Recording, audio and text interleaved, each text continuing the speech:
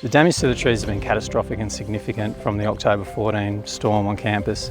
So these trees were involved in historic research projects and teaching and learning activities on campus. We're particularly concerned about the endangered ecological community on the northern side of the ring road, where we lost over 50 trees.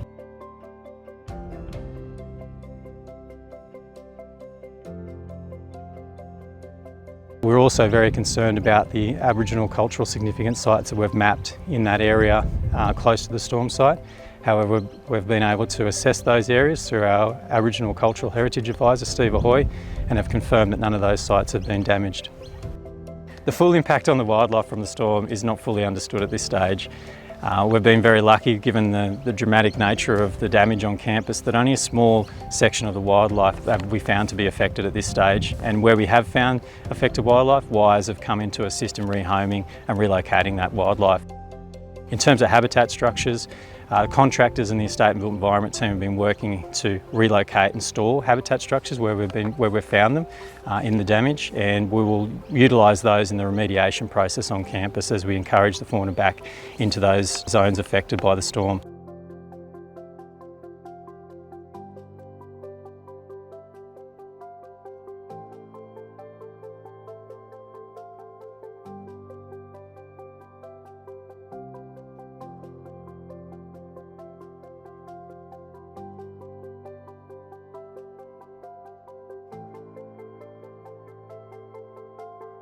After the storm, our number one priority was just to make everything safe and make sure everyone was accounted for, and luckily no one was injured.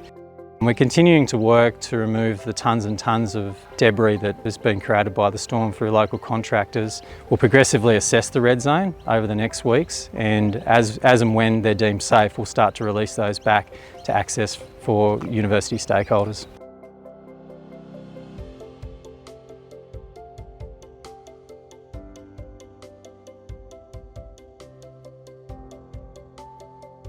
We've got a very small group of people with good knowledge across horticulture, botany, landscaping and Indigenous knowledge that are developing the landscape management plan.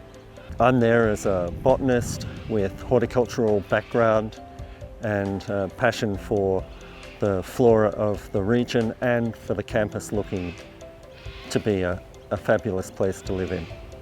The vision is for an aesthetic campus-wide botanic gardens focused on the regional flora that serves teaching, research training and outreach, and also links with the existing on-campus threatened ecological communities, remnant vegetation.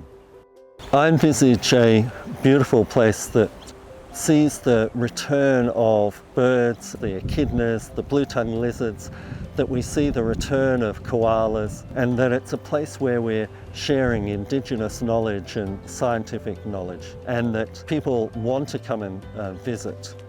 I think it's really important that as part of the process we're really involving the whole university community, the staff, the students, and then even beyond that, the Armidale community. It's a long road, but this event has really focused our attention that we need to move quickly and effectively.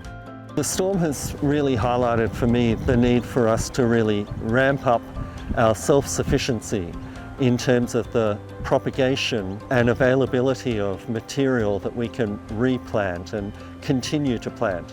So I see this as a galvanising moment where we can look to the future and really highlight the whole idea of the campus-wide botanic gardens and moving to a beautiful aesthetic but also functional, sustainable, resilient campus.